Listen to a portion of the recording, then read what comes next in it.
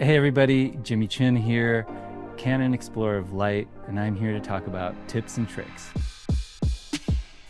So I work as both a filmmaker and as a National Geographic photographer. That means I need quite a broad quiver for what I do. I have two kind of main ecosystems. I have my filming ecosystem, I have my photography ecosystem, and then I have kind of the crossover ecosystem. For filming, I use everything from the R5C to the C70 and the C400. The C70 is an incredible workhorse camera for me. We use the C400 a ton. The R5C is also something I use a lot because it's lightweight. I can carry it in the mountains when I'm climbing and in a lot of more difficult to get places. As a photographer, I mainly use the R5 too. And it's an incredible camera, super durable. I've beaten it up on a lot of expeditions. It's never failed me. Creates a beautiful image, and I can carry it on big climbs in the mountains, shooting up on El Cap, in Yosemite. I've shot it in Antarctica. It really handles all types of environments, desert to mountains. I think one of the big challenges when you're kind of picking the camera equipment that you're taking out there is that idea of portability versus performance. Fortunately, I'm always using kind of the same camera when I'm heading out on a big mission or an expedition or for a big travel trip, and that's the R5 II. So I don't feel like I'm ever kind of losing anything in terms of performance based on portability with the camera. In terms of lenses, those are some more difficult decisions. I really like to have the option of shooting wide open at 2.8.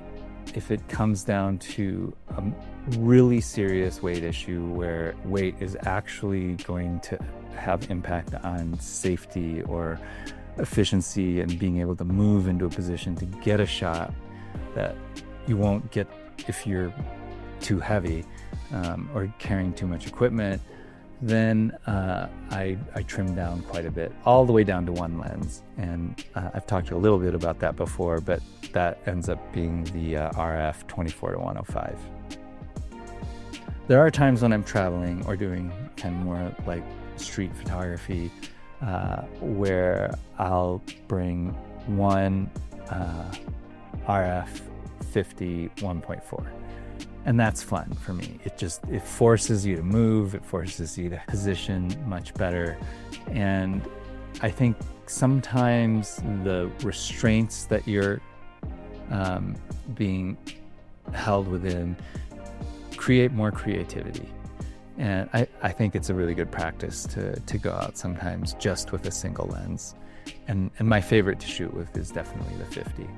For travel photography, I often like shooting on primes, and the RF 24mm and the 35 and the 50 are great, incredible, beautiful, sharp lenses. When you shoot with a prime, it just feels different. You got to move more. You got to be a little bit more intentional about positioning where you're at, and it, for me, allows me to be a bit more spontaneous. It forces me to kind of be more spontaneous. If I'm going on a major trip, a travel trip or an expedition, and I could only bring 3 lenses, I would bring the RF 15-35 2.8, the 24-70 2.8, and the 70-200 2.8.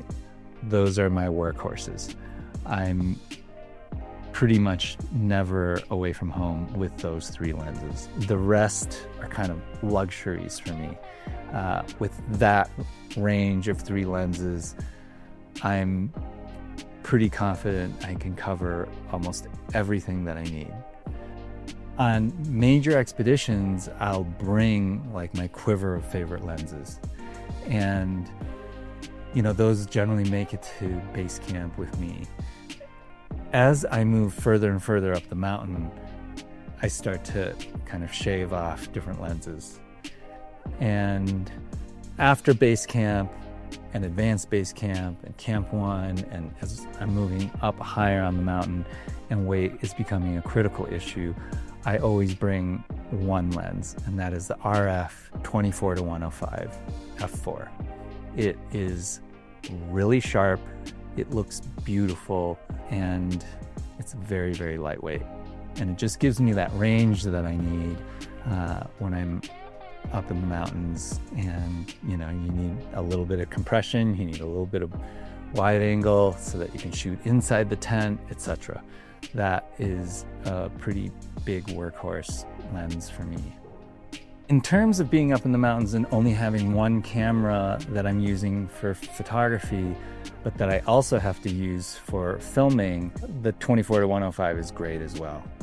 You can get your master establishing shot wide, you can move into 105 to get cutaways or close-ups, and that option of being at 35 or 50, those really nice frames that you see in cinema, you also have that option. So the kind of one kit hits all type of scenario really comes in at probably the R5 or the R5C with the RF 24-105 f4. When I'm going on a big expedition or a big adventure, I don't really do any customization of the camera equipment or body. It's really about focusing on the entire ecosystem of equipment that I'm using, whether that's jackets and gloves and boots and backpacks. Like every piece of equipment I look at just as carefully as I look at my camera equipment.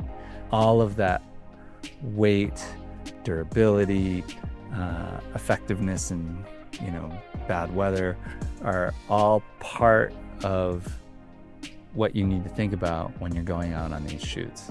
And so I always think, as photographers, we look a lot at our camera equipment. What's the best piece of equipment that I can take for this shoot? I think that mindset needs to spread across the entire range of all of your equipment. And it all makes a difference in the end. If you're comfortable, you're more capable of being creative and shooting. If you have lighter weight equipment, you can move faster, get in position faster. It all adds up. And so no detail is small when it comes to shooting on, an adventure, big adventure, or in the mountains. Thanks for joining me again, Jimmy Chin. If you're interested in more tips and tricks, follow Canon USA's YouTube channel.